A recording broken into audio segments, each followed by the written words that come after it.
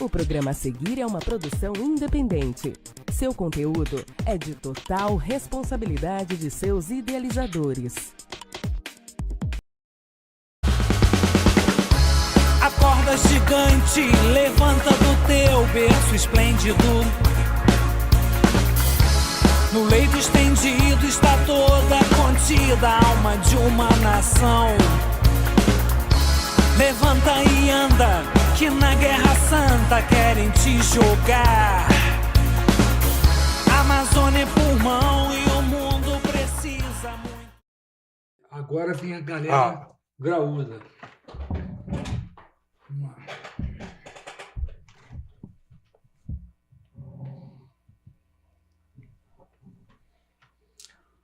Fala, povo! Bom dia, boa tarde, boa noite, depende da hora que você está vendo essa bagaça aí. Podcast Comissário Aranha na Teia da Verdade, mais um episódio. Hoje, mais uma vez, prometendo pegar fogo, tá? Por conta dos dois convidados que estão aqui. Vou dar uma lidinha breve aqui. Eu tive que resumir um histórico aqui para a gente acelerar e ganhar o nosso tempo para o debate. Hoje nosso papo é com Rogério Lima Barros, um nome que não passa despercebido aqui em Petrópolis, formado em Teologia e Direito. Essa teologia depois eu vou perguntar, hein? Nascido em Rondônia, Rogério escolheu Petrópolis para viver há mais de 22 anos, onde construiu história, formou família e, enfim, vinculou suas raízes aqui. Aprovado na OAB ainda no 9º período da faculdade, advogado atuante há 13 anos, forte presença nas pautas político-sociais. Ele botou sociais aqui, eu incluí o político, vocês vão ver por quê. Na defesa dos direitos humanos e atuação direta junto à população. Figura marcante durante a tragédia petropolitana de 2022, onde deu voz às pessoas necessitadas, desamparadas, às famílias que também perderam seus entes queridos. Atuou muito aí, foi parar até na Rede Globo de televisão, numa entrevista. Esse aí é o Rogério, ativista político-social de opinião direta, crítico, polêmico. A gente, de vez em quando... Problemático. De vez em quando a gente entra num embate aí, eu e o Rogério, aí, por conta da minha atividade na delegacia, e ele como advogado, mas no final a gente sai para tomar um café e resolve tudo. Outro entrevistado aqui, para esse bate-papo, já que eles, os dois juntos, estão fazendo um trabalho político-social muito interessante na cidade, que ganhou uma notoriedade, é o Leandro Machado, mais conhecido como Leandro Ziquinho. Depois eu vou te perguntar por que o Ziquinho. Petropolitano raiz, que carrega até no jeito de falar a condição de petropoliano, a condição de agir e se posicionar. Pai de uma menina, faixa preta de jiu-jitsu, instrutor, acadêmico de psicologia, está estudando psicologia. Cria do Neylor.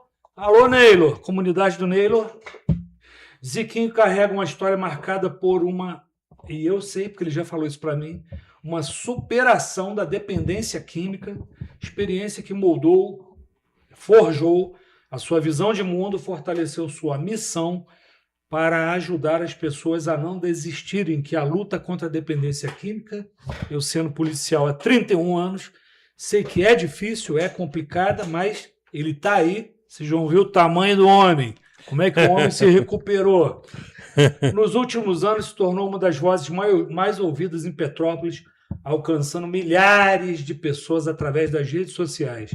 Conhecido por lives intensas, seus vídeos polêmicos, realizados em portas de hospitais, comunidades e diversos equipamentos e órgãos públicos, onde intercede pela população, mobilizando pessoas a enfrentar os graves problemas.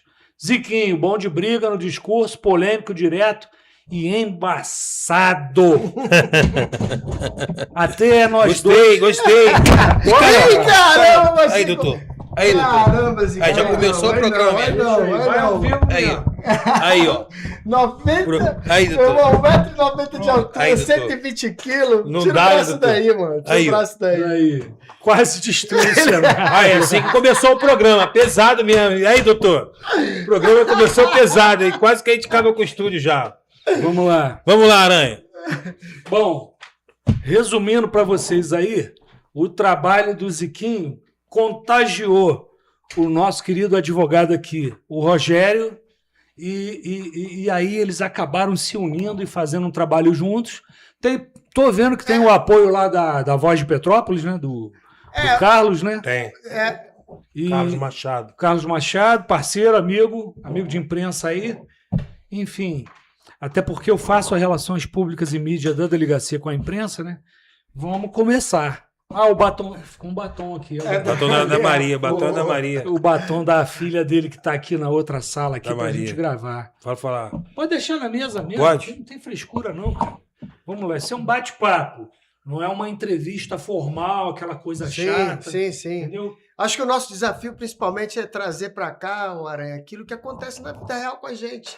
Quando a gente às vezes se depara diante de situação que a gente, só no olhar, a gente já se olha e diz assim, caramba, meu irmão, que situação, né? E aí a gente precisa trazer isso para cá e transmitir isso para a população. Eu acho que o nosso desafio hoje é esse.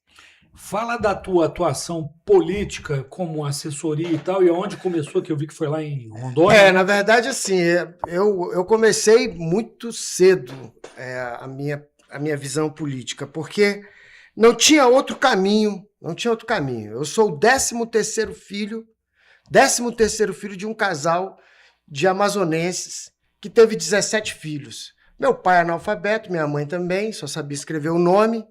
E quando meu pai se juntou com a minha mãe, ele tinha um casal, minha mãe tinha um casal. Quando se juntaram, tinha 4. Depois eles fizeram mais 13. Então você imagina, numa condição de extrema vulnerabilidade, de parcos recursos. Meu pai trabalhava vendendo peixe e criou todos os filhos com muita dignidade.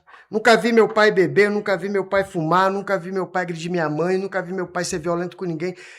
Mas criou a gente com muita dificuldade. Então, desde cedo, a gente aprendeu a superar, a disputar tudo, a brigar, às vezes, por um copo de café, por um pão. Então, assim, não tinha como, já muito cedo na minha vida, a gente não entender que a vida é injusta do ponto de vista social. Porque enquanto eu era um moleque que não tinha calça para ir para a escola, que não tinha tênis para ir para a escola, que não tinha caneta, que não tinha lápis, que não tinha uma mochila, a gente sabe que a realidade não é essa. Hoje eu tenho filhos e os meus filhos, graças a Deus, a superação de vida, têm condições de ter lanche para levar para a escola. Esse dia eu estava comentando isso com o Zico. Eu falei, rapaz, os nossos filhos têm tudo. A gente se comparar a nossa vida com o que a gente viveu, como são os nossos filhos, eles têm vida de rico. Então, desde muito cedo, eu entendi que a vida ela é injusta do ponto de vista social. E assim como você, Aranha, que é um cara também que foi criado em comunidade, que nasceu em comunidade no Rio de Janeiro e que viu nos estudos o caminho da superação, eu entendi dessa forma. Então, já muito cedo eu comecei a militar no movimento estudantil, entendeu? Eu lembro que primeiro movimento que eu fiz foi porque iam trocar o diretor da escola que eu estudava, que eu estava na primeira série do ensino médio, iam trocar o diretor, e o diretor era um cara muito bacana, que ajudava a gente, que compreendia, sabe? Que providenciava, às vezes, um lápis, uma caneta. E aí, cara, essa a gente... vibração do telefone vai para dentro do microfone aí. Não tem problema, não. Aí a realidade é essa. A gente, desde muito cedo... Aí fizemos lá um movimento com os alunos da escola para pressionar a Secretaria de Educação para que o diretor não fosse trocado. Então, ali já com 13 anos, 12 para 13 anos, a gente já estava tentando lutar pelos nossos direitos e tentando entender que na nossa sociedade a gente às vezes precisa se posicionar e posicionar de forma firme. Então, daí em diante, eu sempre tive envolvido, comecei a ler muito cedo, muito jovem, eu já tomei gosto pela leitura. Então, assim, por exemplo, o primeiro livro que eu lembro que eu li foi um do Marcelo Rubens Paiva, chamado Feliz Ano Velho, e depois um livro do Dom Evaristo Arnes, chamado Brasil Nunca Mais. Então, imagina por que eu, um menino de 15 anos, começo a ler esse tipo de conteúdo. Depois tenho a experiência trágica de ver meu irmão sendo assassinado por um policial militar na minha frente, ele com 19 anos, eu com 15. Então, dali em diante, eu decidi que eu deveria lutar por quem não tem voz, que eu deveria lutar por quem está excluído, que eu deveria defender o oprimido, aquele que está em condição de vulnerabilidade. E aí, nesse ponto, cara, eu topei com o Ziquinho tem muito meu perfil também nesse ponto. Acabou que a gente está fazendo essa correria junto aí, e é isso. Ô Ziquinho, e aí? Fala um pouco de você, como é que começou essa história de você gravar esses vídeos e às vezes até lives, né?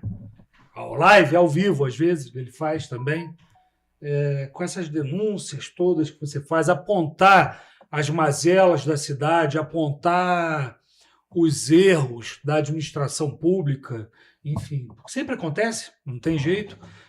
A gente está aqui não para tampar o sol com a peneira, mas para mostrar a realidade. É isso. A proposta desse programa aqui, inclusive, é nem estar vinculado a qualquer tipo de corrente ideológica para ter 100% de liberdade para falar à vontade de qualquer um no meio da gestão pública. Como é que começou essa tua trajetória? Pode falar um pouco de você, que eu sei que a história é forte, Sim. tá? E como começou essa trajetória da gravação aí, das gravações, dessas denúncias todas que você faz. Aranha, obrigado pelo carinho. Você sabe o grande respeito que eu tenho pela sua pessoa. É muito sensível o microfone. Tá. Precisa gritar, Vai sair irmão. gritando. Pode É. sair até Tu vai de ter que perto. afastar. Porque aqui esse pouquinho. quem me conhece sabe que quando eu começo a falar assim, meu pai era assim, né, mano? Então, assim, como você bem frisou, obrigado pela entrada aí, obrigado pelo carinho, Pode chegar pra trás. pela informação que você colocou. Foi bem meu perfil mesmo que você falou, é verdade. Então, assim, eu venho de um pai caminhoneiro, motorista de caminhão de gás, uma mãe faxineira, que veio de Minas, muito, muito pobre, meu pai, e encontrou a minha mãe lá na Posse, lá no Brejal. Minha mãe trabalhava lá na Granja Juriti, e aí eles se casaram e vieram morar aqui no Retiro, no Morro do Nilo, ali começa toda a história. E aí eu vou chegar aonde você falou, depois eu quero saber por causa do que o Ziquinha, essa história eu vou chegar lá. Mas enfim, meu pai era um grande trabalhador, meu orgulho de vida, meu ponto de partida, posso ter cometido meus erros, mas meu pai era um cara de muito caráter, conhecido no Retiro muito por isso. Meu pai era um cara de aquele cara honesto, que dava valor a ser honesto, né? Minha mãe também é. Mas enfim, meu pai era um alcoólatra, né? Meu pai trabalhava muito e eu acho que a vicissitude da vida, de ter vindo de Espírito Santo, com a mãe doente pra cá. E então, assim, meu pai não teve a oportunidade de conhecer a doença, a dependência química. Meu pai não teve essa oportunidade, então ele viveu com isso. Então, meu pai trabalhava muito, às vezes aí meu irmão tinha que buscar ele no bar, bêbado e tal. E meu pai só conseguia falar que me amava quando bebia. Então, atrelado ao alcoolismo, o meu pai também tinha suas carências afetivas e emocionais. Então, o método do meu pai ensinar era dando comida, conforto, mas meu pai não era um cara de sentar na mesa, conversar, dialogar, de ir nos meus campeonatos de jiu-jitsu, de participar da minha vida afetiva. Então, meu pai era um bom provedor, né? Então, como você bem disse, da minha passagem e da dependência química, foi desencadeado por isso. Porque eu fui descobrir isso muito tarde. Fui descobrir com 33 anos, foi meu primeiro tratamento. Para quem sofre com a máxima da dependência química, para quem tem um filho dependente químico por irmão, justamente foi sugerido para mim investigar lá no passado. Porque tudo estava lá. O meu pai era o meu herói de vida, um cara que eu olhava assim, eu admirava, mas eu não tinha o carinho, não tinha amor. Então, eu fui encontrar esse vazio, preencher esse vazio no álcool, nas drogas e nas amizades, nas ruas. E, assim, eu vou tentar resumir um pouco para chegar onde você falou por isso. Então, eu tive um bom emprego, eu tive uma esposa, uma ex-mulher, durante 20 anos, né? Se conhecemos com 14 anos, uma pessoa que me ajudou muito, mas que viveu com essa máxima também. Com 18 anos, eu não bebia. Eu tinha esses traumas do meu pai, então eu tinha muito medo da bebida. Mas meu pai faleceu quando eu tinha 16 anos, e aí eu conheci o álcool, com 18 anos no Exército. E eu fui beber e usar droga muito tarde, você acredita? Eu experimentei maconha ali com 16, mas não me identifiquei. Mas foi muito tarde encontrar a cocaína, né? O álcool também foi tardio, mas foi muito rápido o vício, entendeu? Porque se você, como um cara que é estudado, o Rogério também, na matéria de genética humana, diz que nós herdamos a genética do pai, né? Então, uns têm a predisposição para dependência química, o seu irmão pode não ter, mas eu tenho. E aí foi muito rápido, dos 22 aos 33 anos, eu me detonei assim. E aonde que eu quero chegar, onde foi o ponto de partida para começar a desenvolver esse trabalho? Eu, diferente do Rogério e de você, que são muito estudiosos na área da política, eu não olhava para a política com esse olhar. Por eu ter bons empregos e viver muito bem, então eu nunca esquentei muito. Então, quando eu tinha 18 anos, eu conheci o Bernardo Rossi, que é meu amigo, treinava jiu-jitsu comigo. Nós somos amigos desde os 15 anos. Diz que tu apanhava muito pra ele. Né? Não pode se dizer isso, né? Isso aí tem que tirar a prova, né? Mas pra gente não perder muito tempo, pra não ficar muito grande... Bernardo Rossi, para quem não é de Petrópolis, é um ex-prefeito aqui da cidade. Exatamente. Bernardo Rossi, ex-prefeito, ex-secretário do Meio Ambiente. E muitos dizem que eu sou ingrato e tal, mas não é. O Bernardo entrou na minha vida quando eu tinha 15 anos, a gente treinava na mesma academia, ele tinha um futuro promissor. E aí eu não esquentava a cabeça, ele me colocou em alguns projetos que eu já estava me formando, que eu me formei muito cedo no jiu-jitsu faixa preta. Então ele me colocou nos projetos, mas assim, eu entrava, mas não tinha aquele olhar. Então, devido à dependência química e perder, e cair no fundo do poço, e cair numa casa terapêutica, onde eu quero chegar. Que onde teve esse despertar para esse clamor social, se colocar no lugar do outro, houve uma sucessão de coisas. Porque eu perco o meu casamento, a minha ex-mulher foi embora com toda razão, porque eu me tornei... Você sabe muito bem, Rogério também. É difícil. Quando você se torna um dependente químico, nós passamos a ser pessoas insuportáveis de se conviver, e atrelado a isso, com muita humildade, com muito carinho, o Aranha, comissário, eu ainda tinha defeito de caráter, de comportamento, possessividade, machismo, cheio de si, soberbo, vaidoso, e eu não aceitava ouvir ninguém. Então, tinha diversas coisas que precisavam ser trabalhadas para chegar à sobriedade. Porque muitas pessoas, comissário, é bom frisar isso, elas pensam que é só o álcool e as drogas, mas não é. Se você investigar o indivíduo, na sua totalidade, o dependente químico, ele não gosta de ouvir ninguém, tudo tem que ser do jeito dele, na hora que ele quer, ele manipula, ele usa, ele se vitimiza, ele se faz de coitado, tudo para obter a droga. E quando você é questionado por que você está nesse uso, você puxa o passado como eu. Que meu pai me batia. O meu pai educava torturando. Meu pai educava batendo, ameaçando. Foi como ele teve uma reprodução. E aí, quando alguém me indagava sobre o uso excessivo, eu sempre puxava o meu passado. Tu tá falando isso porque tu não sabe o que eu passei. Então, é uma característica nossa. Então, eu só não deixei de usar droga. Eu fui para uma instituição, CTRF, que até encontramos ele ontem, né, o pastor André, que foi muito boa para minha vida.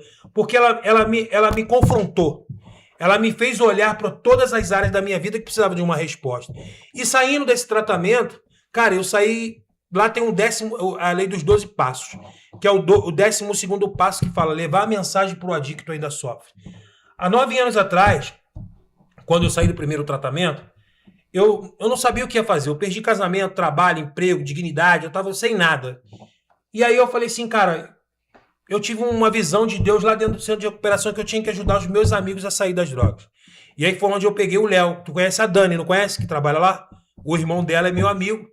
Que se ele estiver assistindo, ele pode comprovar isso. Foi a primeira pessoa que foi o começo desse trabalho. Porque o Léo também era meu amigo de infância, nascido e criado comigo, estava sofrendo com essa máxima, a Dilce, a Dani, não sabia mais o que fazer. Quando eu saio do tratamento, eu falo para ele, meu irmão, tu quer ir para um lugar que pode mudar a tua vida? E tinha acontecido uma coisa muito grave com ele. E aí eu falei, levei lá pro pastor, falei, preciso ajudar esse cara. E dali começou. Peguei um, peguei outro, fui pegando outro, fui pegando outro, fui pegando... E aí foi mudando a minha visão sobre política. Porque eu falei assim, cara, ninguém mexe, ninguém fala de dependência química, essa porra tá matando um monte de gente. E aí eu comecei a me interessar, eu falei assim, cara, eu quero abrir um centro de recuperação, eu quero mudar a história de muita gente.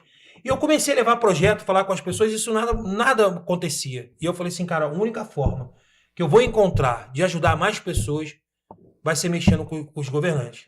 E aí eu comecei. E aí quando eu tava bem desanimado, o Bernardo é de se frisar, deixar bem claro aqui, e não estou fazendo política, não estou fazendo porque o Bernardo sabe que se ele estiver fazendo um monte de coisa na minha campanha, eu falei dele, dos moles que ele deixou, dos erros que ele cometeu como prefeito. Mas como meu amigo, ele pagou meu tratamento. Entendeu? E muita gente, quando eu falei dos erros que ele cometeu, então assim, o Bernardo pagou meu tratamento durante 6 meses, me deu um emprego depois que eu saí do tratamento. Eu fiquei 3 anos muito bem, me recuperei. Então assim, é bem claro dizer isso. Mas aí, quando eu comecei a perceber que os políticos, que meu método de ver a política, de assistencialismo, porque eu tenho que trabalhar, porque o cara é meu amigo, aquilo me tirava a melhor coisa que eu tenho, que é falar a verdade. Então eu tinha que me moldar a um lugar, a uma pessoa, porque eu tinha um emprego. E eu não queria ter mais essa identidade. Foi onde que eu rompi com o Bernardo, em 2020. Em 2019, mais ou menos. E eu comecei a trilhar o meu próprio caminho. E aí veio a proposta do Santoro de vir para uma campanha. E eu fui livre, cara. Eu pude falar o que eu pensava. Eu não tinha mais rabo preso com ninguém, diga-se de passagem.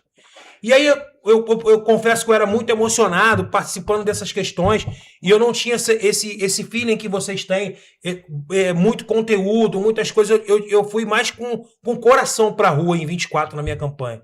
E eu pude ver, Aranha, que a cidade de Petrópolis Você hoje... Tá falando da campanha para vereador. Para vereador em 2024. Que quando eu faço esse rompimento, quando eu venho para dentro e começo a aprender como é que funciona o jogo, hoje, com muita humildade, com muito carinho, a cidade de Petrópolis hoje ela sofre exatamente há 30 anos, Rogério me corrigiu, eu falo 25, mas ele vai para 30, porque nós estamos sempre colocando os mesmos personagens, com as mesmas práticas e querendo um resultado diferente. Não vai ter. Então, veja bem... Mas é isso que eu tenho falado. Não vai ter. Só eu concluir para mim não perder meu raciocínio, eu vou passar a fala para vocês. Desculpa me estender um pouquinho, para vocês entenderem por que houve essa transformação do Leandro Ziquinho. Por que, Aranha? Cara... Eu cheguei no fundo do poço, eu tentei o suicídio, eu virei mendigo, mano. Eu trabalhava numa transportadora, eu ganhava 10 mil reais por mês, eu tinha uma esposa bacana, tinha uma vida legal, mas a dependência química, ao mesmo tempo, ela me tirou muita coisa, mas ao mesmo tempo ela me ensinou muita coisa. Foi no fundo do poço, dentro de uma casa terapêutica, que eu consegui entender que eu precisava ser humilde, que eu precisava ajudar as pessoas, que aquele Ziquinho soberbo e arrogante tinha que cair. Era o que todo dia o pastor André e o Theo falavam pra mim. Então... Nesse ponto, a religião aí te ajudou. Nossa, mano. Porque assim, eu imagino um cara que foi criado à base de porrada, de ameaça o tempo todo. Esse meu temperamento é uma guerra, mano. E quando a minha filha nasce, pô, a mãe da minha filha, diga-se de passagem, a pessoa que mais me ajudou.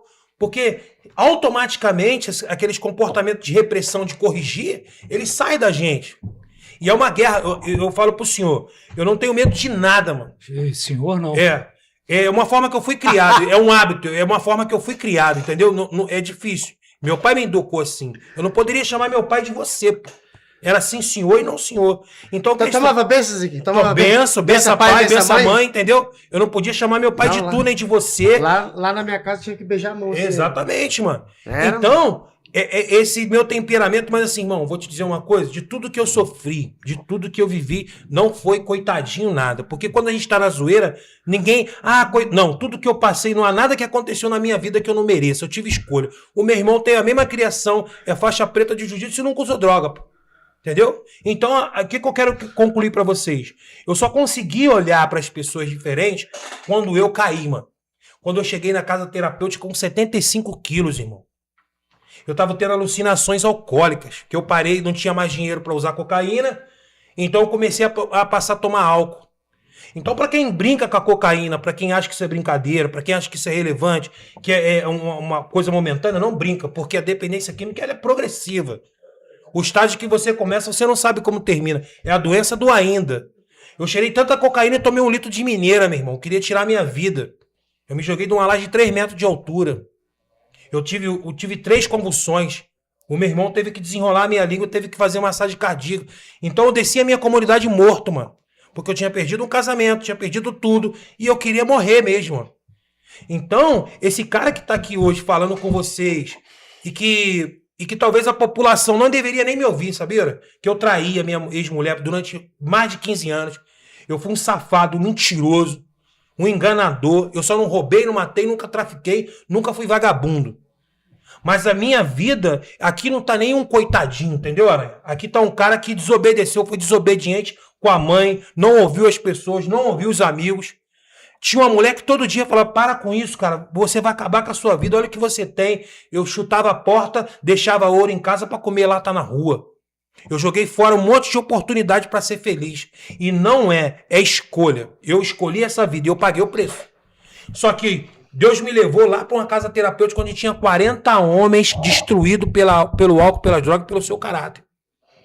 E ali, quando eu cheguei lá, eu lembro que as pessoas me carregavam, Rogério. E as pessoas teve que colocar comida na minha boca. Vários senhores, assim, sabe, pessoas simples, cuidaram de mim. E aí me colocaram de pé. Então, dentro de uma casa terapêutica, eu encontrei a fidelidade, eu encontrei o amor, eu encontrei a compaixão. Lá eu deixei o orgulho, a vaidade, a soberba, eu deixei tudo lá. Eu falo com o doutor, eu joguei meu orgulho no lixo. Hoje eu consigo fazer movimentos que eu não... Se o senhor me conhecesse há 10 anos atrás, era difícil eu pedir desculpa, mano. Pedir perdão. Mas Deus me amassou tanto, Aranha. Me amassou tanto. Sabe por que eu tenho submissão ao senhor? Tenho submissão ao doutor Rogério? Porque eu nunca tinha sido submisso a ninguém, mano. Então, quando eu acho maneiro chamar ele de doutor, eu acho maneiro chamar o senhor de comissário. Porque a submissão e a humildade foram coisas que eu nunca trabalhei. Eu achava que as minhas próprias convicções iam me levar aos lugares corretos. Eu achava que eu era o Deus da minha vida. Só que Deus me fez virar uma criança. E aí, meu irmão, vamos começar de novo? E aí foi aonde esse trabalho caiu na minha mão. Quando eu saio da campanha de 24 frustrado, eu esperava melhor. Quando é em 25, estou indo daquela rebordose da perda. E aí eu falei com Deus assim, o que o senhor quer dar pra minha vida? Tô falando pra tu, e ele sabe que eu não gosto de espiritualizar nada na minha vida. Porque eu acredito que espiritualidade é atitude, é gesto, não é fala. Eu falei assim, e aí? Pra Deus, o que o senhor quer? Eu continuo ou eu paro? Foi uma pessoa dentro da minha casa e falou assim, ó, tem 7.000 pessoas na fila da ressonância. A ressonância foi tirada do sábado e domingo. Isso é revoltante, Ziquinho. Pô, tem que denunciar isso. E aí eu fiquei 5 dias com essa informação na minha mão. Fevereiro de 2025, eu fiquei 5 dias. Aí a minha mulher, e aí? E toda hora me perguntando, eu falei assim, ó, um dia eu acordei de manhã e falei assim, ó, eu vou entrar numa guerra aí, mano. Aí ela, que guerra? Eu falei assim, ó, eu vou lá fazer aquela denúncia lá. Ela, tu sabe que isso é perigoso, né? Eu falei assim, ó, eu já vivi perigo a minha vida inteira. Eu atravessava uma montanha para atrás de traficante, me humilhava na porta de bar para vagabundo. Vou te falar, quem atravessou o inferno vai ter medo Entendeu? de político? Não tem como, doutor. Porque assim, eu me humilhava depois que eu perdi tudo, que eu virei um sem vergonha, eu ficava mendigando um copo de cachaça na porta do bar. Eu não tenho vergonha de dizer. Eu ficava me humilhando pro traficante. E aí eu falei assim, pô, como é que eu fazia esse movimento todo? Eu não posso fazer um movimento para ajudar pessoas. E aí o que eu fiz? Eu fui para a porta do hospital. Eu fui lá e gravei aquele vídeo das 7.000 vagas. Viralizou, o primeiro vídeo viralizou. E aí começou a vir os satanás para minha vida me perturbar. Tu sabe que a gente não vai dar mais porque a gente não veio aqui para isso. Só que ali, quando eu cheguei em casa, minha mulher tava com o olho desse tamanho. Com medo, porque ela é muito estudada, uma pessoa que ela nunca se envolveu com ela, nunca tinha vivido isso. Eu falei assim, e aí? Ela só me perguntou assim, pra que isso? Eu falei pra ela assim, ó, você sabe quem eu sou. Desde quando a minha filha nasceu, esse cara frequenta a minha casa. Eu não te traio, eu cuido da minha filha. Eu decidi, não é por você, porque eu perdi já na vida. E esse cara que tá aqui na tua frente, eu quero ganhar uma eleição. Eu quero abrir um centro de recuperação masculino e feminino como a oportunidade que eu tive. De tratar, de ressocializar, de dar um novo estilo de vida. E o único caminho que eu vou ter para abrir essa porta, quem vai botar dependência química lá na Câmara de Vereador, dentro da Prefeitura, vai ter que ser eu. Aí, então, e aí, o que tu acha? Ela falou assim, então vamos embora. E é uma epidemia, né, Aranha? E aí se você considerar hoje essa questão da dependência química, é uma epidemia, irmão. Exatamente. É uma epidemia. Há décadas. Toda comunidade que você vai... Não, a nossa cidade, irmão, é complicado, irmão. Você vai... Todo bairro que você vai... Irmão, você vai nesses bares, pô, tem lugar aqui que você entra... A gente que anda muito na comunidade, visita muito, né? Pô, você entra no bar assim, às vezes você vai lá no banheiro, meu irmão, é aquele monte de... Sabe, de resíduo de cocaína, pino jogado. E, meu irmão, e assim, é um negócio, assim, absurdo como tem gente dependente dessa droga na nossa cidade. Nossa cidade. E, assim... Desculpa te interromper. Pode falar. Você falou, aliás, porra, olha, parabéns pelo teu depoimento pessoal aqui. Sim. Tá?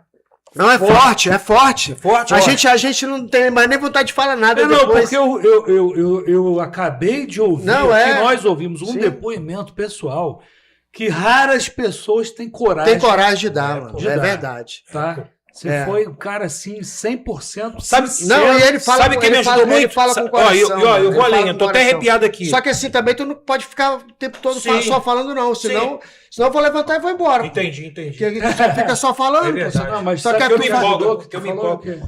Ó, só pra frisar, porque o doutor a gente tem o mesmo instinto, né? Não esquenta a cabeça não.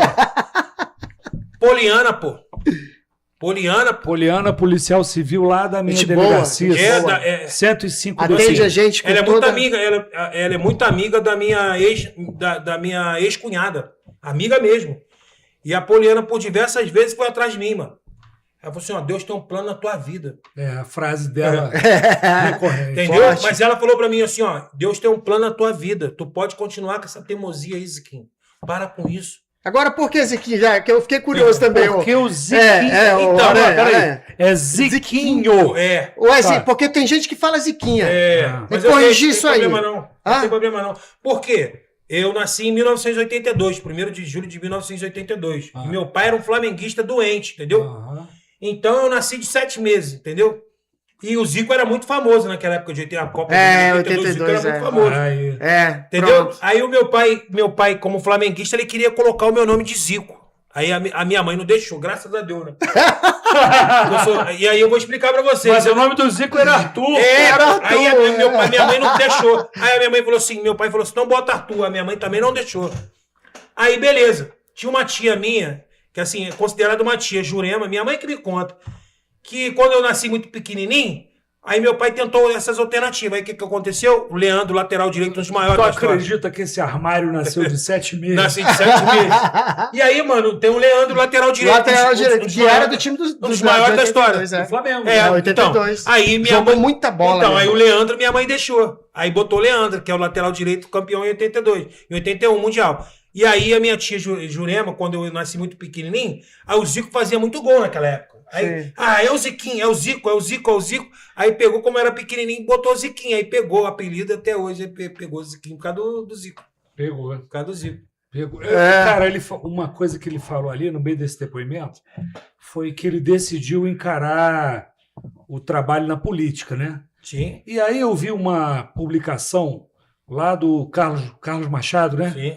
Eu vi uma publicação do Carlos fazendo uma enquete Sim. para candidaturas aí, eventuais candidaturas. Aí botou uns medalhões conhecidos. Aquelas especulações.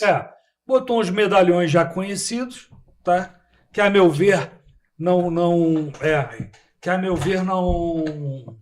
nunca acrescentaram nada, mas enfim, isso é papo pra daqui a pouco. E no meio da montagem lá dos supostos candidatos, botou a foto do Ziquinho. E rapaz, e aí começou a entrar gente fazendo comentário, Eu vi. dando porrada nele. Era isso, queria ser político, isso, não sei o quê, não sei o que lá e tal. Eu comecei a ver aquele tipo de coisa. Rapaz, eu escrevi um textão dando porrada em todo mundo. Falando basicamente o seguinte, porra, como é que a gente vai poder modificar alguma coisa no meio político se não der oportunidade para quem está fora? Exatamente. Entendeu? Exatamente. E outra, aí fica aquela ideia, sabe? Parece que os caras já patentearam aquela função. Exatamente. É patenteada por eles. Patenteada se por não for eles. figura A, é a figura B, é a figura C. Aí se não for do meio político, aí se qualquer coisa que você faça... E aí, Aranha, tem que dizer o seguinte, que nós falamos esses dias no Neilo. A gente foi do Neilo, caiu uma barreira lá, tem uma área no Neilo que tá em risco, só uma casa que a gente viu lá, mais de 5, 6, 7 crianças, entendeu? Um monte de pet, as famílias morando numa situação arriscada, e a gente foi lá visitar. E a gente questionou isso lá. Porque, Aranha, pega você, entra no site da Câmara de Vereadores e olha os projetos de lei que foram propostos pelos vereadores nos últimos meses. Meu irmão, é só encheção de linguiça, meu irmão. Porra. É só homenagem daqui, direito de estacionamento ali, e bababá. E não tem nada de concreto, de positivo, de construtivo, de resolutivo, que traga, de fato, uma mudança social aonde mais precisa, que é onde estão as pessoas em condição de vulnerabilidade. Aí você vai lá e tal, pô, as famílias, a gente tava lá, né, Leandro? Conversando com as famílias. Irmão, pelo amor de Deus. Eu tava comentando um negócio com vocês agora há pouco. Escuta essa. Eu entrevistei um certo vereador aí, e aqui, né? Que ele quis vir. Eu falei, ó, o programa não tem filtro, amigo. Entendeu? Não tem pauta combinada, não tem filtro. Não, eu vou, beleza. Bom, vamos lá. Eu estava analisando os projetos de lei desse vereador que veio aqui e comecei a fazer o que você fez. Fui verificar outros projetos, né? No meio desses projetos, homenagens a não sei quem, rebatizar não sei o quê, essas coisas. Nome de servidão, nome de rua. Nome de servidão. Aí eu achei projetos assim, projeto de lei, e virou lei, tá? Para criar um grupo de discussão para formular uma política pública para os motoboys. Tá de sacanagem, Pelo amor de Deus, irmão. Pelo amor de Deus. Aí sabe o que eu chamo isso? Olha sacanagem. só, escuta essa. Pô. Eu chamo isso de, desculpa aí que eu vou dizer, tá para o ouvido sensível, lei de porra nenhuma. Exatamente. Que é o que é. Exatamente. Você tem que formular projeto de lei que implemente uma política pública. Você não precisa de um projeto de lei para criar comissão de nada. Entendeu? Tudo para inglês ver. Você tem que fazer um projeto de lei e muitas vezes combinar com o prefeito, com o secretário. Sim, pô. Vamos fazer um projeto de lei aqui para executar tal atividade. E outra, Aranha, ter técnico, ter gente com capacidade técnica para fazer olha só, gente com capacidade técnica para formular projetos de lei baseado no que é a realidade do município, e aí principalmente estabelecer quais são as prioridades, que a gente está vivendo uma verdadeira crise de prioridade no nosso município, irmão. Entendeu? As prioridades que deveriam estar à frente estão abandonadas e esquecidas. Aí a gente pode botar pauta PCD, entendeu? As crianças que têm necessidade especial de assistência na escola estão esquecidas, entendeu? A questão da moradia, a questão do emprego e renda. Então, assim, a gente está vivendo numa cidade que, meu irmão, os políticos estão vivendo um verdadeiro faz de conta. Aí o cara pega, fica gravando um videozinho, dizendo assim, lá na casa da Xuxa, a Xuxa tá criando morcego e alimentando morcego. Pelo amor de Deus, um vereador, irmão. Um vereador gravar vídeo de Xuxa, doutor, dizendo que... Eu vou além. Não, fico puto que ele vai falando, vai me dando nervinho. Porra, não, cara, sabe por quê? Os termos técnicos do senhor... Peraí, o microfone é muito sensível. Não, então tem que afastar o microfone. Os termos técnicos do senhor é muito maneiro. Mas assim, eu até falo com o senhor, eu queria ter essa parada, eu queria falar igual se o senhor falasse igual o senhor. Se eu tivesse uma arma e falasse igual o senhor, acabou, pô. Entendeu? Acabou. Agora eu vou dizer o seguinte, ô Aranha, pra mim aprender... Se eu tivesse uma arma e falasse igual você... Ô Aranha, vou te ser muito sincero, com muita humildade, com muito carinho, que o senhor sabe quem eu sou, o senhor sabe tudo da minha vida, tá lá naquela delegacia lá. O senhor tá diante de um pecador. Um cara salafrário que tinha tudo. Não, estou falando verdade. Não, eu tô dizendo pro senhor assim, pra entender a íntegra, entendeu? Pra que a população que tá me assistindo não fala assim, tá essa gente coitada. Não, meu irmão. Eu tô falando pra vocês estão diante de um cara que, talvez eu tô na frente de um advogado e de um comissário de polícia há 30 anos. Só que o que eu vejo na rua, doutor, eu vou falar a verdade, pô. Pô, meu irmão, como é que nós podemos colocar um cara foragido, um cara com suspeita de carne, um cara com suspeita de irregularidade dentro de uma instituição que é a CONDEP? Nós temos dentro da Câmara de Vereador inúmeras irregularidades, pô. Agora eu pergunto pro senhor, doutor. Agora eu pergunto pro senhor. Ligou a metralhadora. Agora eu ligo pro senhor, doutor. Eu tô falando assim. Aranha, eu tô falando pra vocês o seguinte. Vocês me chamaram aqui não é pra passar manteiga no bigode em cima do gato. Mas eu quero chamar a atenção... Repete isso, manteiga... Não passar manteiga no bigode do gato. Depois vai dar trabalho pra mim. Aí eu quero falar pro senhor assim... depois vai dar trabalho pra mim. Nós não estamos aqui... Eu tô falando assim, doutor, eu vou falar por que nós não... Repete a manteiga no bigode. Nós não viemos aqui pra não passar manteiga no bigode do gato, pô. A gente veio aqui pra passar... Sabe por que nós... Ô, Aranha, não me interrompe a linha de raciocínio, não, doutor. Vai lá, cara. Pô, nós estamos 25 anos, Aranha. Com os mesmos problemas, pô. Saúde pública... 25 não. 25 anos... Não, eu sou mais novo. Nós estamos com 30 anos. Eu vou pegar mais 5 teu, então. Aí eu vou falar o seguinte... Pô, nós estamos 30 anos com o mesmo problema. Agora eu vou além. Eu vou trazer isso agora aqui, porque senão não valeu a pena vir aqui. Nós temos o mesmo vereador 5 vezes, pô. Nós temos um vereador 3 vezes. Nós temos o mesmo vereador 2 vezes. Nós temos o mesmo prefeito 4 vezes. Agora eu te pergunto. o prefeito, isso eu posso falar, doutor, isso eu posso falar. O prefeito Paulo Mustrange, ele veio e ganhou a eleição falando que esse é o prefeito da saúde, correto? 2012, não foi? 2008. 2008. De 8 anos de bom tempo. Ele vem, bom tempo fragilizado, ele fala assim, eu vou ser o prefeito da saúde, que não sei o quê, papapá. Aí, beleza. Ele não faz nada. A saúde ficou pior ainda. Aí, olha que detalhe, doutor. Não, mas tem uma coisa que eu vou defender. Não, beleza. Não é porque eu gosto do PT, não, mas é porque eu vou defender. Não, mas eu não tô dizendo... O senhor pode Tem uma até coisa que eu vou defender, mas eu não quero... As 2 UPAs da cidade, quem trouxe foi o Mustrange. Tudo bem, mano. Tudo bem. Eu vou dizer o seguinte, ele trouxe as 2 UPAs da cidade, mas ele fez um governo horrível, pior do que o do cara que ficou 8 anos. Mas na saúde ele fez Agora ele eu quero fez dizer o uma seguinte, coisa boa. não, na minha concepção... Não, não tô aqui pra defender ele, não. Não, mano, na minha concepção, não. Sabe por quê, Aranha? Porque eu vou dizer o seguinte, esse cara teve a maior votação expressiva da história de Petrópolis, 110 mil votos. E ele bateu no peito que ia fazer diferente, ele não fez. E ele perde a eleição em 114 mil votos. Entendeu? Ele perde a eleição, mano. Ele perde a eleição em 2012. E aí quem volta de novo? Bom Tempo. Aí eu te pergunto, Aranha, baseado em Bom Tempo, ele vem em 2012, Bom Tempo ganha. Aí tá, ele vai em 2016. 2016 ele disputa a eleição com quem? Com o Bernardo. Aí o Bernardo ganha a eleição. Aí em 2020, quem vem de novo para prefeito e vice-prefeito? Os dois se odiavam. Paulo Mustrange e Bom Tempo eram inimigos mortais. Aí aconteceu em 2020, eles se uniram e ganharam a eleição. Detalhe, o Rubens Bom Tempo estava com 154 processos, pô. E a população deu 64 mil votos pro cara. E aí quando passou 4 anos, a população tava falando que o Bom Tempo era ruim, mas é mentira, Aranha.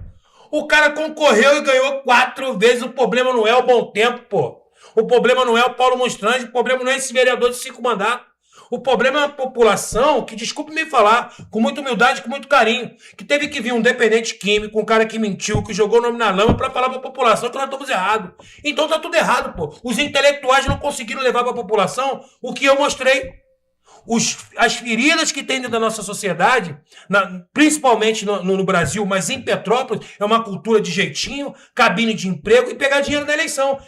Me pergunta, se você traz um projeto de lei como esse, aí nós vamos investigar qual é o trabalho que esse cara teve para ganhar uma eleição com 4 mil votos, Aranha. Para ganhar uma eleição em Petrópolis, não é mérito um cara que estudou, que passou no 9º período da faculdade de Direito, o senhor que estudou 30 anos de comissário de polícia, que pode trabalhar na questão de polícia, como é que é? Polícia pública, Segurança pública, não tem lá um representante dessa forma. Quais são os nossos representantes? Qual é o perfil do nosso representante do Legislativo? Eu queria que o senhor me provocasse e dissesse assim, qual é o trabalho que esse cara tem de fato que vai impactar a sua geração do seu neto, que vai impactar a geração do seu filho? Nós votamos simplesmente por oba-oba, nós votamos porque o cara é maneiro, porque o cara conseguiu o exame. É os detalhes que tu escuta na rua que eu escutei. Mas aí, espera aí, calma. Por espetinho de churrasco. Espetinho de churrasco. Por panetone.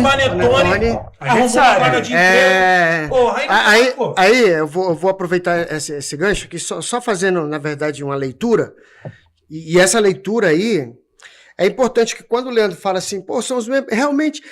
São 30 anos, cara. 30 anos, é o mesmo. Olha só, a cidade tem exatamente o mesmo grupo político se revezando e a mesma metodologia de fazer política. Tem como mudar. Por quê? Porque um dos caras que foi o professor de muitos políticos que estão aí até hoje, foi o Leandro Sampaio. O Leandro Sampaio é considerado o professor que formou muitos desses políticos que estão aí. Foi eleito prefeito a primeira vez em 1996. Aí o Leandro perde a eleição para o Rubens, né?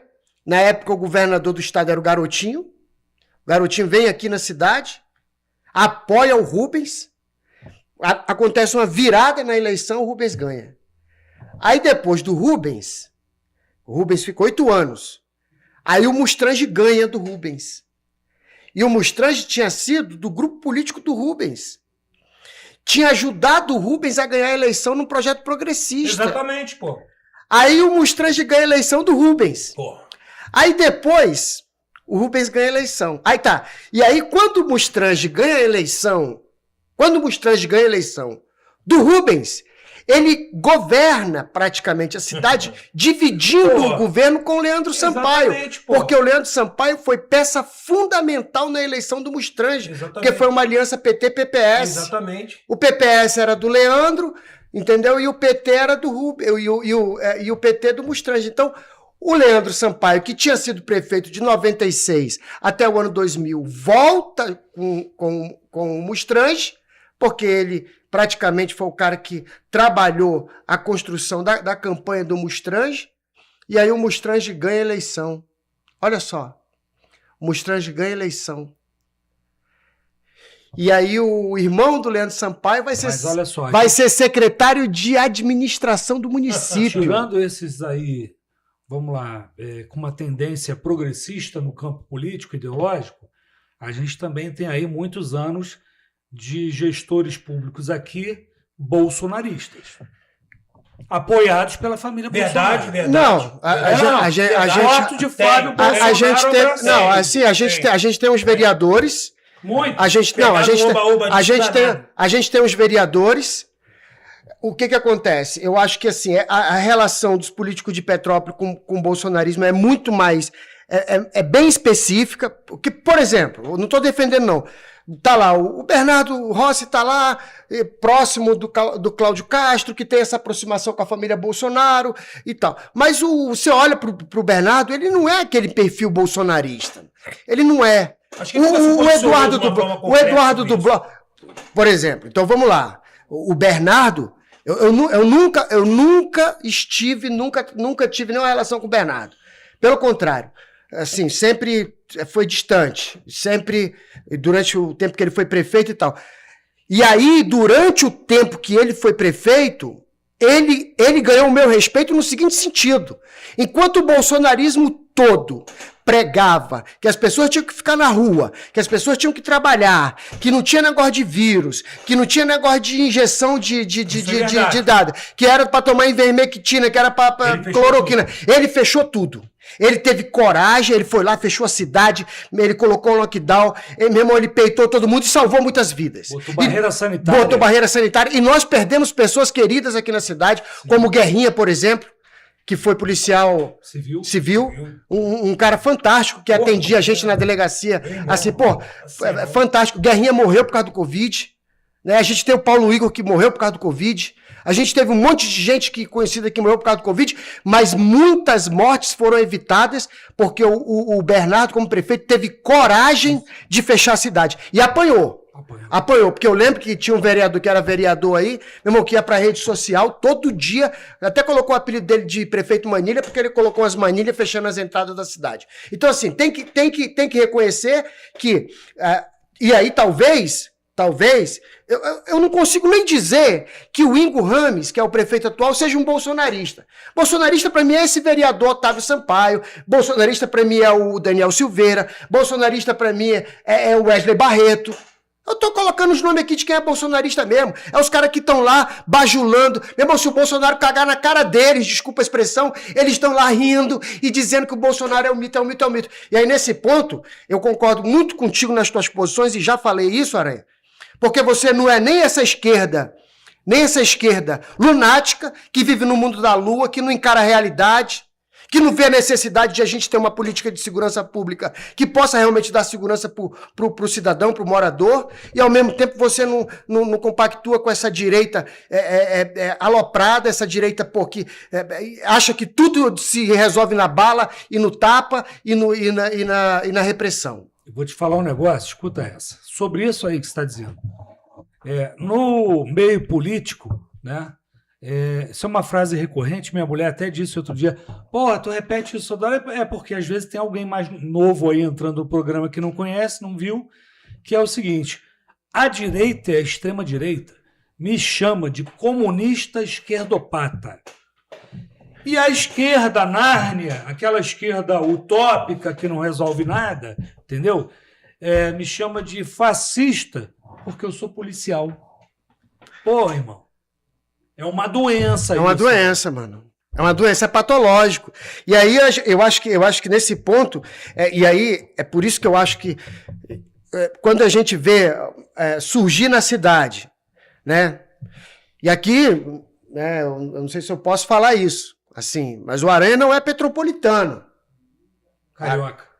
O Aranha não é petropolitano, o Aranha é carioca, o Aranha veio do Rio. E aí, ele está aqui na cidade, desenvolvendo o trabalho dele com muito respeito, com muita dignidade, porque eu já falei isso em outras situações. A primeira vez que eu coloquei o pé na delegacia, que eu fui ouvir um preso, que tiraram o preso de dentro do porquinho para eu poder conversar com o preso, e aí tinha um policial assim pertinho e eu falei, pô, não posso nem conversar com ele aqui, que ele não vai querer falar a verdade para mim, com medo do policial perto ouvir. Eles não entendem que mesmo se ouvir, o policial não pode usar, mas o preso não vai falar, tu não vai entender a realidade da circunstância dele ali. E aí eu reclamei, falei assim, pô, aí não tem como, o advogado tem a prerrogativa de ouvir o preso sem estar com ninguém aqui perto. Eu não vou fazer isso. E arrumei um salseiro na delegacia e já veio o Aranha, ouviu aquela barulheira, aí já veio o Aranha, e aí a gente teve ali uma conversa, ele, não, doutor, se o senhor tiver que reclamar, vai ter que reclamar com as delegacias no Rio todo. Porque todo lugar é assim, não tem um lugar específico para você ouvir o preso. Graças a Deus, hoje a 105 tem. A gente até fez um vídeo lá, né, mostrando isso. Mas você é um cara que você encara a realidade com muita seriedade, sabe? E com o pé no chão. Eu acho que essa coisa do policial que, sabe, acha que ele tá fazendo segurança pública, pegando esses meninos da comunidade de 18, 19 anos, 20 anos, que às vezes anda descalço, muitos deles andando de bermuda, sem cueca, sem camisa, viciado em droga, passando um papelete de cocaína, de pó, de maconha, às vezes para sustentar o próprio vício, acha que botar uma algema nele é fazer segurança pública. E a gente sabe que não é, Aranha. Você sabe que não é. Você sabe que a segurança pública, ela precisa atacar os patamares muito mais elevados que é exatamente aonde faz acontecer o crime organizado. Então, eu acho que a voz do Aranha, um programa como esse, encarar as coisas de frente, com verdade, com realidade, é uma carência dentro dessa cidade. Porque não tem personalidade política hoje capaz de entrar e de encarar os verdadeiros problemas que a nossa cidade está vivendo. E aí passa pela educação, passa pela saúde, passa pela questão da justiça social. Você conhece muito bem como é que é a vida do povo periférico dessa cidade. Irmão, Petrópolis, você coloca uma foto da Queller, faz uma foto assim, né, manda um drone passando assim por cima da Queller, pegando a catedral. Parece que você tá na Europa, meu irmão. Rapaz, eu por conta da minha atividade, frequento muitas comunidades. E, felizmente, sou respeitado dentro das comunidades onde eu vou. Eu frequentemente vejo casinhas, algumas até barracos. Tem lugar com barraco de madeira, tá? Sim, tem. Que não tem vaso sanitário, irmão. Tem um buraco no chão, tem uma lata, um balde. Agora, entendeu? Eu vejo isso hoje em dia. Não é ninguém me contou não, tá? Para ficar claro aí. Eu testemunho isso. Gente em comunidade com um buraco no chão, uma lata. Às vezes vocês vão lá cumprir um mandado. Às vezes você vai lá cumprir um mandado de prisão, aí você chega lá, você até consegue pegar o cara lá, às vezes escondido dentro de um quartinho, debaixo do. Você tá lá algemando ele, quando você olha assim, volta, né? Fala isso aí, Aranha, isso não é verdade. Fala se eu tô mentindo aqui, se eu tô falando aqui, o que eu tô falando aqui não é realidade. Você tá saindo lá com o cara algemado de dentro do quarto, com as algemas, e aí tá cercado de criança. É ou não é? É. Saindo menino de dentro do quarto. Você olha pro olhar das crianças, você vê a tristeza que é. Então, assim, nós estamos numa sociedade adoecida e o remédio não é o que esses caras estão achando que é. O remédio não é o que esses políticos estão achando que é. Não é. A coisa é realmente, assim, estrutural, passa pela dignidade de ter uma escola para sentar, de ter um caderno para escrever, de ter um livro para ler, de ter uma caneta, de ter um lápis, de ter um apontador, de ter uma borracha, de ter um lanche, meu irmão. Aranha, vou te falar um negócio. Eu sempre comia a comida da escola. No dia que eu conseguia um trocado, porque o meu pai vendia peixe no final da feira, ele fazia uns montinhos de peixe, falava assim, vende aí, o que tu vender é teu. No dia que eu tinha dinheiro para comprar um refrigerante Coca-Cola, que era colocado num saquinho, e a gente colocava um canudinho assim, porque não podia levar a garrafa, e saía com aquele saquinho, chupando naquele canudinho, e comendo um salgado, meu irmão, era o dia mais feliz da nossa vida, rapaz. A causa de tudo isso que você está falando, miséria e desigualdade, tá? A gente vive num país, escuta essa, Léo, a gente vive num país que os governos federais aí, o presidente da República, enfim, Brasília, né? Tanto da esquerda quanto da direita, não fizeram uma coisa básica, e eu vou dizer qual é essa coisa. Quebrar o modelo econômico perverso que o país tem, concentrador de riqueza na mão de bilionários e milionários. Você vê o caso do Banco Master, que o sistema Irmão, pelo amor de Deus. da direita à Deus, esquerda, nem fala isso aí, não. o irmão. sistema está se Nem fala movimentando para abafar. Aí a indignação, a indignação me toma. Meu irmão. Escuta, peraí, gente. O sistema. Tá? Não, eu quero falar depois de tu. Ele está se movimentando tanto da direita à esquerda para abafar o caso Master. Você entendeu? Irmão. E aí mudar o modelo econômico, que é o que importa, esse modelo concentrador de renda, especulador, esse modelo de fabricação de miséria, nem a esquerda brasileira, nem a direita brasileira tem coragem de encarar. Ninguém encarou. Porque o poder político maior está tutelado pelo esquema financeiro, pelo sistema financeiro. Isso aí. Isso é uma verdade inconveniente que machuca. E ninguém quer falar. Aranha, entendeu? E aí tu tocou nesse ponto. Eu não sei se você viu, irmão. Eu não sei se vocês assistiram, acho que eu comentei isso com o Leandro. Audiência, eu coloquei isso no grupo de advogados da OAB aqui de Petrópolis. Certo? Porque, assim, eu incomodo um pouco lá no grupo, às vezes e tal. Tem uns advogados lá bolsonaristas também, de vez em quando eu incomodo lá. Mas eu comentei exatamente em razão desse caso do Banco Master, irmão. Aranha, você assistiu o depoimento do banqueiro Vorcaro diante da delegada da Polícia Federal? Você assistiu esse depoimento, irmão? Você viu o depoimento? Tornaram público. Sinceramente, irmão, aquilo ali pra mim me deixou assim, indignado como advogado criminalista, sabe, que atua na área criminal, porque eu ando em presídio. Esses dias eu fui lá em Água Santa, meu irmão.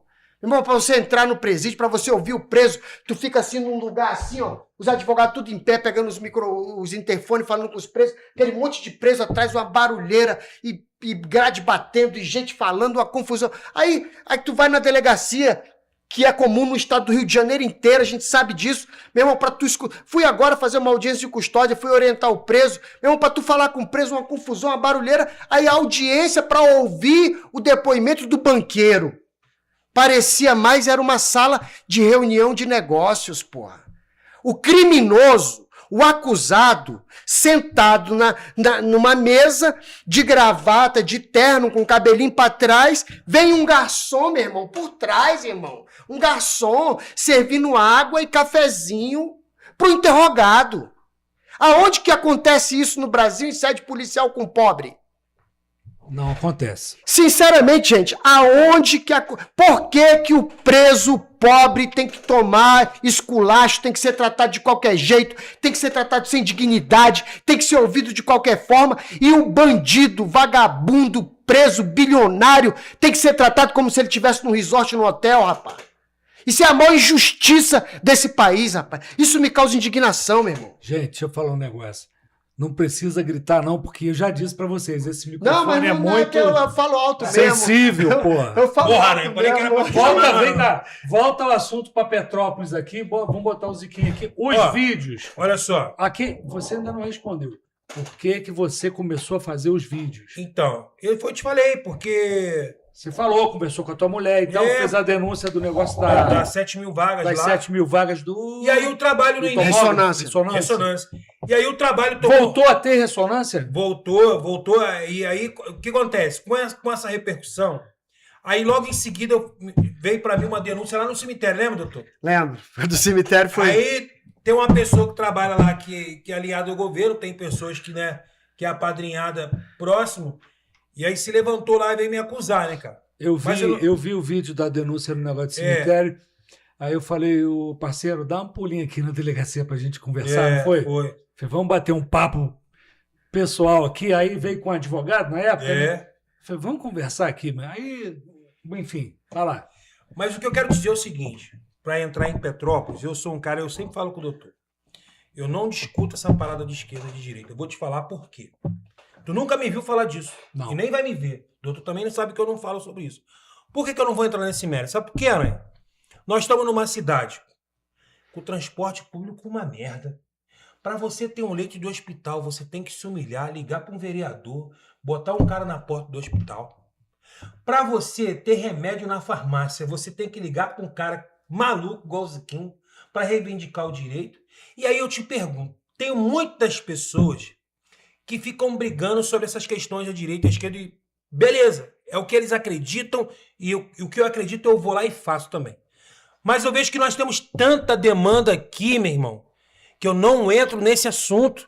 Porque eu penso o seguinte, o cara fretaram o ônibus e me mandaram uma mensagem. Falei com o doutor, pô, doutor, os caras não conseguem fazer uma passeata na porta fretar um ônibus para ir lá para a porta da prefeitura aqui de Petrópolis. Os caras querem que eu vou lá para Brasília?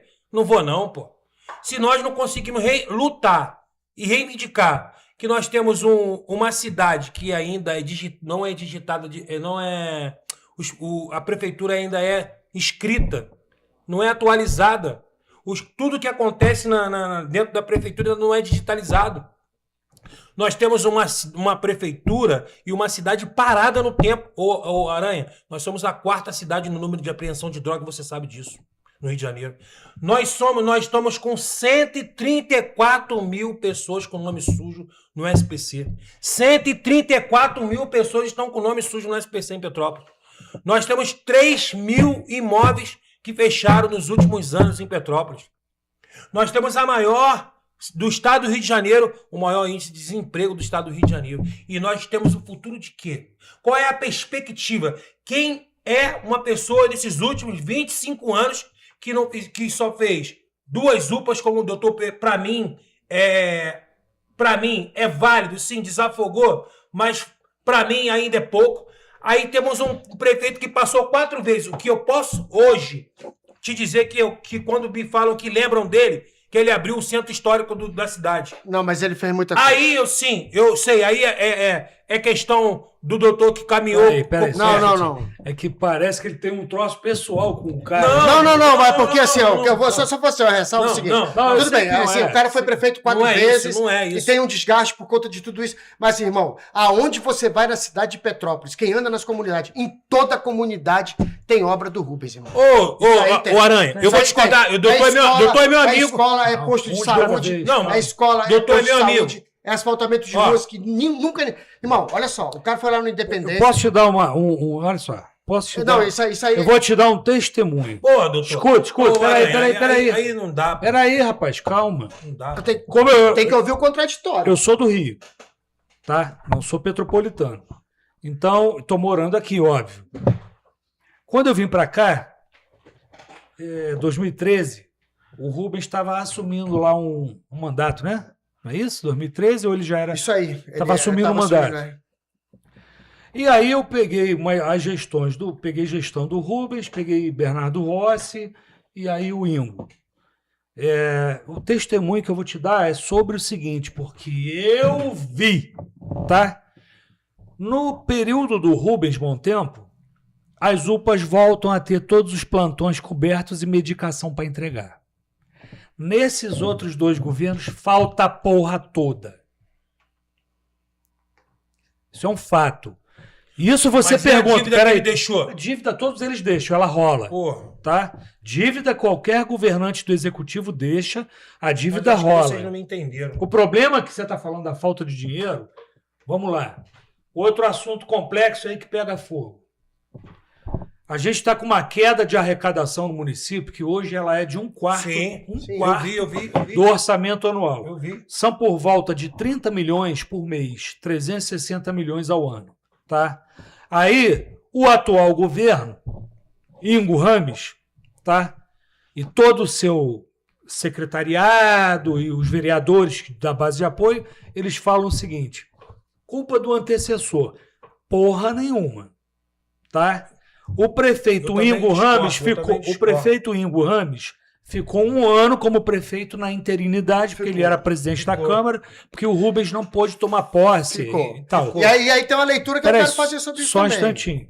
Então, o prefeito Ingo Rames era vereador, foi prefeito interino durante 1 ano no mandato do Rubens e teve ciência integral do problema da queda do ICMS. Tá? O problema da queda do ICMS começou em 2019. Sim. Vai pesquisar aí. Eu vi, pô. Antes de falar bobagem. Eu vi. Começou em 2019 no governo do Bernardo Rossi. Tá? O que aconteceu? A Selma, utilizando a legislação que existe, mudou a forma de cálculo de declarar pagamento de ICMS ao Estado. Mas peraí, o ICMS não é imposto estadual? Sim, só que o Estado faz repasses para os municípios, de partes. Esse é o problema. A queda do ICMS para Petrópolis, houve a queda, caiu essa arrecadação, porque a Selma, que é um grande pagador de ICMS, passou a pagar menos utilizando das brechas da lei. A culpa é da Selma? Não. Então, desde 2019, antes que alguém comece a falar aí, está defendendo o A ou B, ou gente mal intencionada, começou no Bernardo Rossi, atravessou o governo Bom Tempo, atravessou o governo Ingo interino, atravessou o governo Ingo, agora, em definitivo, encerrou o primeiro ano de mandato. Mas e a pedalada que o Bom Tempo deu no ICMS? Ele deu uma pedalada. Não, olha só. Vamos ser sinceros, gente. Assim... Está falando de uma pedalada que foi... Ele está falando de uma pedalada que foi julgada no Tribunal de Contas do Estado e ele foi absolvido. Vamos lá. Em relação a essa questão, a gente tem que ser muito... Eu não estou defendendo aqui, desculpa, Rogério. Só para ficar claro, tá? Tudo que eu estou falando aqui são dados rastreados. Também não estou defendendo ninguém, Estou colocando os pontos. Estou colocando os pontos.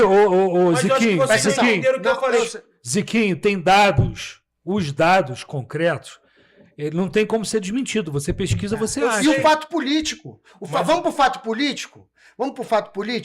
Quando saiu o resultado da eleição, e todo mundo aqui vai lembrar, qual era o cenário do final da eleição de 2016? Leandro, qual era o cenário?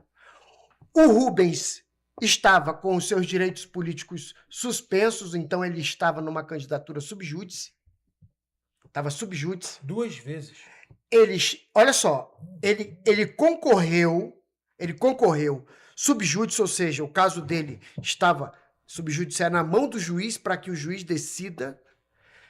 E aí ele concorre com Leandro Azevedo, que era uma promessa política naquela época, tinha feito um mandato de vereador e tal, se mostra como um candidato, né, aquela figura do professor e tal, concorreu com Leandro Azevedo, com o prefeito que estava no cargo, que vinha de um desgaste político muito grande com a educação, vocês lembram disso? E aí vai para o segundo turno, um subjúdice com o prefeito que tinha um desgaste enorme, que era o Bernardo na época.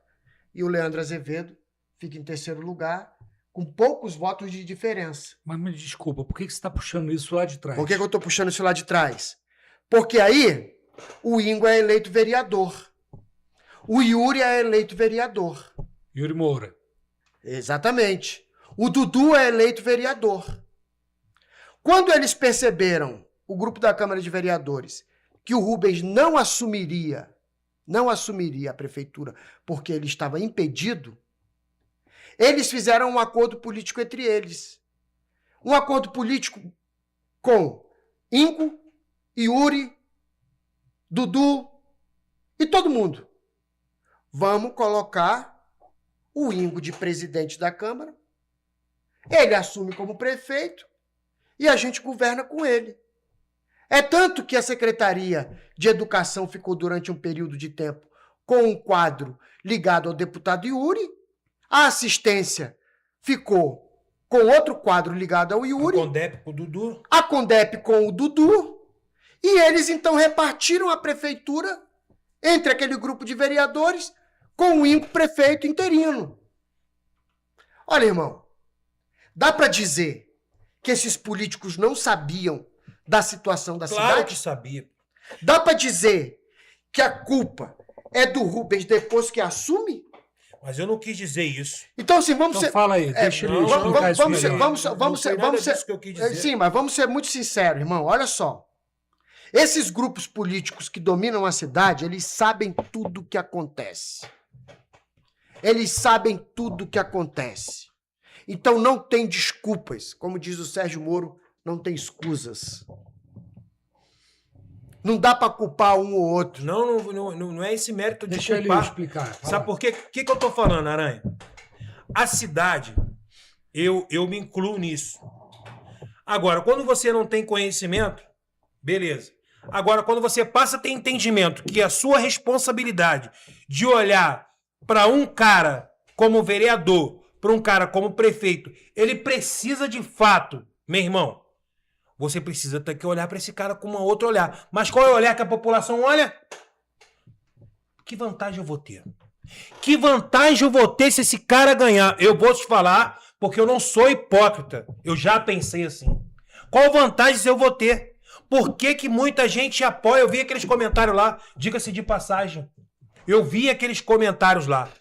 Sabe o que me chama mais atenção, Aranha? De muito carinho. Nós perdemos, ó, você é um cara que me acompanha. Cara, eu vi pessoas morrer, eu vi pessoas serem negligenciadas, eu mostrei o quanta fragilidade nós temos em várias áreas, tanto na educação, na saúde e no transporte público. Eu fui pra frente de mobilização de motoristas de ônibus, cobradores, enfim, aonde eu quero chegar. Cara, chega, mano. Chega, não dá mais. Desse jeito que nós olhamos para a política metropolitana, não deu certo. Eu não estou falando que o Rubens é culpado e se o Paulo Mustrange, porque eu vejo hoje, na minha humilde opinião, eu sei que aqui eu estou diante de duas pessoas muito esclarecidas politicamente. E eu tenho humildade de dizer isso. Eu sou emocionado ainda nessas questões, porque o meu trabalho é muito mais humano do que político. Porque, Aranha, para mim, eu fico mais feliz quando eu consigo ajudar o outro do que propriamente as minhas coisas. Ele sabe disso. Quando é pra mim fazer as coisas pra mim, eu protelo. Só que a minha causa ela é muito mais humana, porque eu tive um encontro com a realidade. Eu vi a morte, Aranha. Eu vi a morte de perto.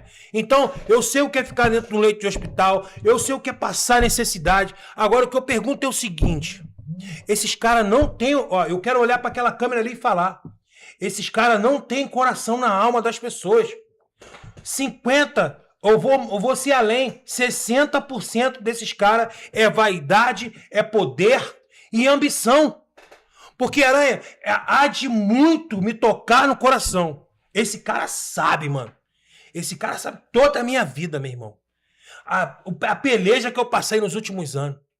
A dificuldade de estudar, a dificuldade de, sabe, eu falo, doutor, aquele Ziquinho tem hora que dá vontade de sair pra fora, meu irmão, que não sei o que, doutor, eu ligo pra ele, pô, eu fico atordoado assim, Eu costumo dizer o seguinte, ele deve morrer de vontade de perder o réu privado. Entendeu? Entendeu? Aí eu falo assim, pra ele, doutor, Aí eu falo pra ele assim, ó, calma, mano. Agora eu quero fechar te dizendo. Eu tô dizendo pra população petropolitana, eu quero com muita humildade, com muito carinho, a população petropolitana, escuta o que eu vou falar aqui. É um cara que eu gosto sempre de frisar. Não tem um santo aqui. Não tem. Quer saber da minha vida? Vai lá no Morro do Nilo e procura a dona Ana, que ela vai te falar exatamente quem eu sou. Agora eu quero dizer pra população e pro Aranha aqui pra vocês, que com toda a verdade do mundo, se nós insistimos em continuar se alimentando dessa mendigaria, se a gente continuar negociando cabeça de comunidade, alguns presidentes de comunidade, não são todos, safado, vagabundo, que leva esses caras pra comunidade, oferece R$200 no dia da eleição, fica todo mundo pagando e tem que comprovar o voto. Essa questão de você alimentar um cara, ficar bajulando o cara... Ô, Aranha, uma coisa que eu gosto de você e do Dr. Rogério é autenticidade. É não ser... Não é puxar saco, baba-ovo, sabe? Eu prefiro que o senhor me dá um esculacho, me fala a verdade de quem eu sou, do que eu ficar puxando o saco do senhor. Mas o senhor é um comissário. Mas se eu sentir que aquilo ali não tá maneiro, ele sabe que eu vou começar, isso aí não tá maneiro, não. Eu quero que o senhor olhe pra mim e diz assim, pô, o Ziquinha, ele não me bajula. Se eu tiver errado, ele vai falar. Agora, o que eu mais tenho nojo... Eu chamei você para umas conversas. Falei, eu chamei ele para umas conversas. Exatamente, claro. Ele escuta. Porque eu não tive pai, meu pai nunca estava em casa. Eu passei a ouvir as pessoas depois de 38 anos, Aranha. Do meu jeito não deu nada certo, eu só sofri.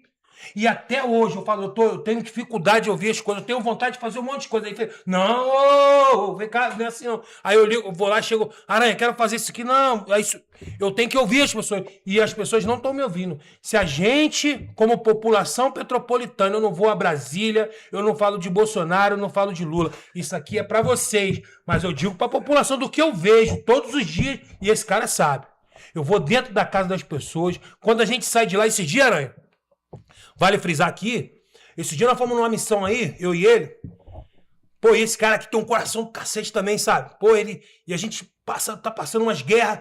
E eu falei, pô, a gente chegou em casa, ele pegou em casa e apagou, mano. Aí no outro dia ele veio falar comigo, é isso, que ele me liga de manhã, né? Se eu não atender, ele fica, pô, tu não vai me atender, não? Aí eu atendi ele, porra, meu irmão. Caraca, eu cheguei em casa ontem, eu apaguei. Eu virei pra ele e falei assim, caraca, doutor, eu cheguei em casa, tava a Maria querendo brincar, eu querendo editar os vídeos que a gente fez, eu apaguei. Sabe o que acontece, Aranha?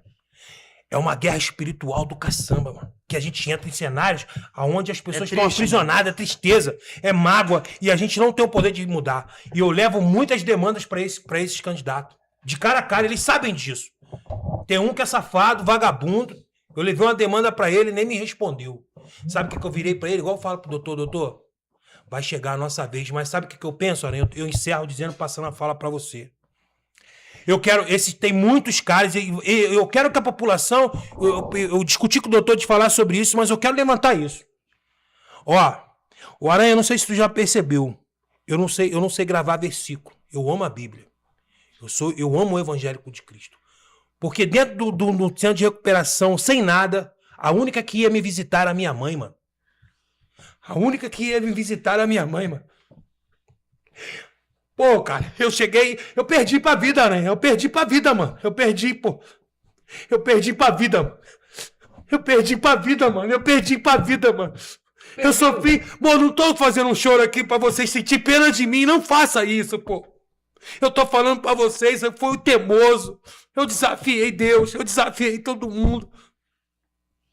A minha mãe ia me buscar de madrugada, né? A minha mãe rebocava meu carro. A minha mãe tinha o nome, o cartão, mano, do reboque pra saber onde estava meu carro. O Edgar, a polícia, Dudu, esses caras, quantas vezes esses caras me levaram pra casa, mano. Pô, tu é o Ziquinho, mano. Levanta aí, mano. Tu não pode ser assim, não. Tu é o Ziquinho, mano. O meu irmão, mano. Quantas coisas a gente passou, mano. 17 anos, mano. 17 anos, cara, de teimosia. Não vai, Ziquinho, não vai. Eu insisti aí, Aranha. Eu só tô vivo pela misericórdia, a graça de Deus. Hoje eu tô sentado na frente de um comissário do lado de um doutor. Rapaz, até ontem eu tava jogado, caído no chão. Cagado, mijado, passando por quê? A teimosia de não ouvir a vida, cara. Hoje Deus me obriga, todos os dias. Eu agradeço a Deus quando eu chego na delegacia. Pô, as pessoas, os caras que sabem toda a minha vida, você, Dani Boy, Augusto, pô, vocês me respeitam diante de tudo que eu fiz, mano. Então, assim, eu quero que a população entenda, mano. Eu não quero ser o herói, eu não quero ser o super-homem, mano. Esse Ziquinho é de verdade mesmo, sabe? Eu tenho o maior arrependimento, eu perdi coisas preciosas na minha vida, pô. Perdi tempo da minha sobriedade. O que é mais valoroso pra mim hoje, Aranha, é eu acordar de manhã sóbrio, cara. É a minha filha, mano. Ela me devolveu a vida, pô. Ela tá ali, pô. Então, o cara que tava quase morto, condenado à morte, mano. Hoje eu tenho o prazer de fazer uma comida pra minha filha, almoçar com a minha mulher. Eu perdi tudo. Irmão, quando as pessoas me perguntam, Ziquinho, como é que você tá, mano? Eu falo, mano, eu tô no lucro, cara. Eu tô no lucro de tudo que eu fiz. Deus me deu uma segunda chance, uma terceira, quarta, quinta chance. de fazer uma faculdade. Ano que vem eu me formo, mano, em psicologia. Eu cheguei na faculdade, falei com o reitor, falei, eu não quero, eu tô precisando de estudar. Eu joguei minha vida fora, 17 anos, cara. Eu tô vendo que eu preciso de um diploma, eu quero ser alguém, o reitor. Doutor Anderson, que se estiver me ouvindo, falei, pô, me dá uma oportunidade, eu não tenho dinheiro para estudar, mas eu tô doido para ter um diploma. Eu não quero mais viver uma vida de segurança, carregar peso. O senhor me dá uma oportunidade? Eu não sei o que fazer. O cara me deu uma oportunidade, me deu uma bolsa de estudar, meu irmão. E esse cara sabe, eu quero te encerrar dizendo pra vocês, mano, não importa quantas vezes você caia, meu irmão, não importa, sabe? Sempre tem força pra recomeçar. Nós tudo podemos naquele que nos fortalece, cara. Esse cara sabe, mano. Eu falei, doutor, eu envergonhei, eu joguei o nome da minha família na lama, eu perdi pessoas maravilhosas na minha vida.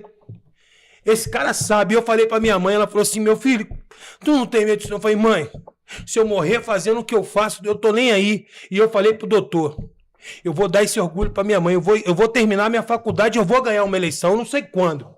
Mas ele fala, pô, cara, tu não cansa, não? Eu falei, eu não canso. Porque eu me matava por causa de um gole de cachaça, de cerveja, de droga.